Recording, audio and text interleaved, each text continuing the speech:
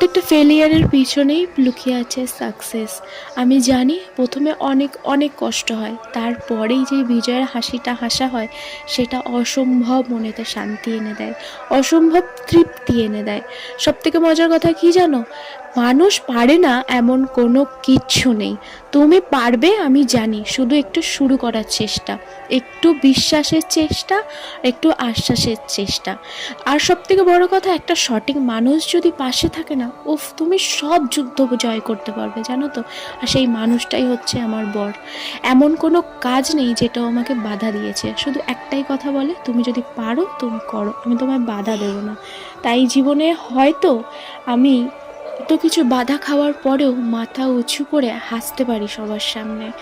জানো তো সবথেকে মজার বিষয় কি, মেয়ে যখন পেটে আসেনি তখন কেউ হেল্প করেনি বা পাশে থাকেনি, তাতে আমার কোনো কিছু যায় আসে না। কারণ আমি তখন নিজেকে সামলেছি, আর নিজের বরকে কি সামলাবো, ও তো হাতে পায়ে চলতে পারে, খেতে পারে, সবটাই ও নিজে নিজে করতে পারে।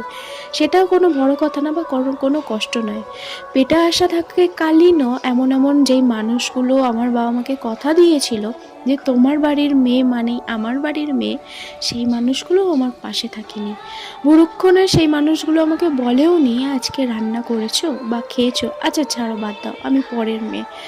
আর যখন মেয়ে হয়ে যায় তখনও এক বাটি তরকারি এনে দেয়নি, এনেও আজকে এই তরকারিটা দিয়ে মেয়েটাকে ভাত দিয়ে খাওয়াও।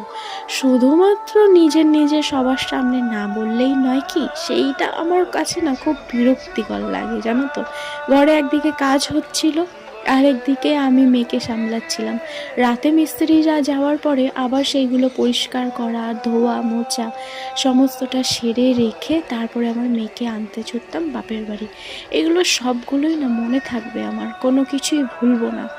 শুধু রক্ত যখন সবার ঠান্ডা হয়ে যাবে তখন শুধুমাত্র বদনাম হয়ে যাবে পরের বাড়ির মেয়েটা, যে বাড়ির মানুষজনদের দেখে না। বলো তো এটা কেমন নিয়ম? যখন রক্ত গরম থাকে তখন পরের বাড়ির মেয়েটার প্রতি কি ভালোবাসা যায় না, না নিজের করা যায় না? যাই হোক, এটা এখন ঘরের ঘরের কাহিনী। আমি নতুন কিছু নেই, আমি সহ্য করব, সবটাই সহ্য করব, মনেও রাখবো, শুধু সময়ের অপেক্ষা। এদিকে নতুন ঘরে নতুন অতিথি এসছে, আর আমি ওকে ধরতে ব্যস্ত।